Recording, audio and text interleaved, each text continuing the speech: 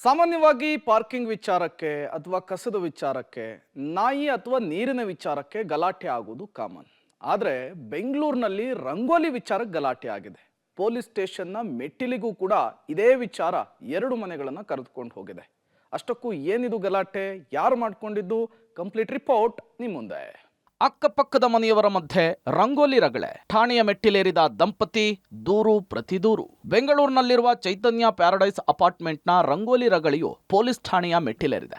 ಪಕ್ಕದ ಮನೆಯ ಯುವತಿ ನೇಹಾ ನಿತ್ಯ ಮನೆ ಮುಂದಿನ ರಂಗೋಲಿಯನ್ನು ತುಳಿದಿ ಅಳಿಸಿ ಹಾಕಿ ಕಿರುಕುಳವನ್ನು ನೀಡ್ತಿದ್ದಾಳೆ ಅಂತೇಳಿ ಮಂಜುನಾಥ್ ದಂಪತಿ ದೂರಿದ್ದಾರೆ. ಬೊಮ್ಮನಹಳ್ಳಿಯ ಕೋಡಿ ಚಿಕ್ಕನಹಳ್ಳಿಯಲ್ಲಿರುವ ಅಪಾರ್ಟ್ಮೆಂಟ್ನ ಬಳಿ ಈ ಪ್ರಸಂಗ ನಡೆದಿದೆ. ಇನ್ನು ಯುವತಿಯ ಟಾರ್ಚರ್ನ ವಿಡಿಯೋವನ್ನ ಸರಿತಾ ಪೋಸ್ಟ್ ಮಾಡಿ ಪೊಲೀಸರಿಗೆ ಟ್ಯಾಗ್ ಮಾಡಿದ್ಲು. ಈ ಗಲಾಟೆ ದೊಡ್ಡ ಮಟ್ಟಕ್ಕೆ ತಲುಪಿ ದೂರು ಪ್ರತಿದೂರು ದಾಖಲಾಗುವ ಹಂತಕ್ಕೆ ತಲುಪಿದೆ. ಹೇಗಾದರೂ ಮಾಡಿ ಸಮಸ್ಯೆಗೆ ಮುಕ್ತಿ ನೀಡುವಂತೆ ದಂಪತಿ ಕೇಳಿಕೊಳ್ತಿದ್ದಾರೆ. ನಾವು ಅವ್ರಿಗೆ ನಮ್ಮ ಮನೆ ಬಾಗಿಲು ಎದುರುಗಡೆ ಚಪ್ಪಲಿ ಬಿಡಬೇಡ ಅಂತ ಹೇಳ್ತಾ ಇದ್ದೀವಿ.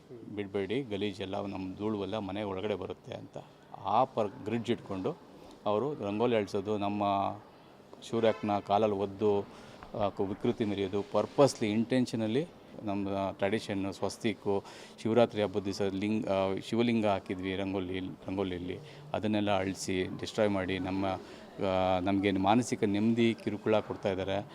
2 ವರ್ಷದ ಹಿಂದೆ ನೇಹಾ ತನ್ನ ಮನೆಯ ಮುಂದೆ ಚಪ್ಪಲಿ ಸ್ಟ್ಯಾಂಡನ್ನು ಇಡದಂತೆ ಮಂಜುನಾಥ್ ದಂಪತಿ ಹೇಳಿದ್ರಂತೆ. ಆದರೆ ಇರುವ ಇಷ್ಟು ಜಾಗದಲ್ಲಿ ಇನ್ನೆಲ್ಲಿಡೋದು ಅಂಥೇಳಿ ಮಾತಿನ ಚಕಮಕಿ ನಡೆದಿದೆ. ಇದೇ ವಿಚಾರ ಈಗ ಠಾಣೆಯ ಮೆಟ್ಟಿಲೇರುವಂತೆ ಮಾಡಿದೆ. 3 फीट का कॉमन पैसेज को ब्लॉक करना शुरू कर दिया. उन्होंने right side flower pot, left side shoe stand, culture के नाम पे उन्होंने रंगोली बनाना शुरू कर दिया, जो कि 1.5 फीट की रंगोली, बड़ी रंगोली वो उन्होंने बनानी शुरू कर दी. उन्होंने कंप्लीटली हमारा पैसेज ब्लॉक करके रख दिया. ಒಟ್ಟಾರೆ ಅಕ್ಕಪಕ್ಕದ ಮನೆಯವರು ಕುಳಿತುಕೊಂಡು ಬಗೆಹರಿಸಿಕೊಳ್ಬೇಕಾದ ಗಲಾಟೆ ಠಾಣೆಯ ಮೆಟ್ಟಿಲೇರಿರೋದು ನಿಜಕ್ಕೂ ವಿಪರ್ಯಾಸ. Nagesh, crime bureau, public TV, Bengaluru.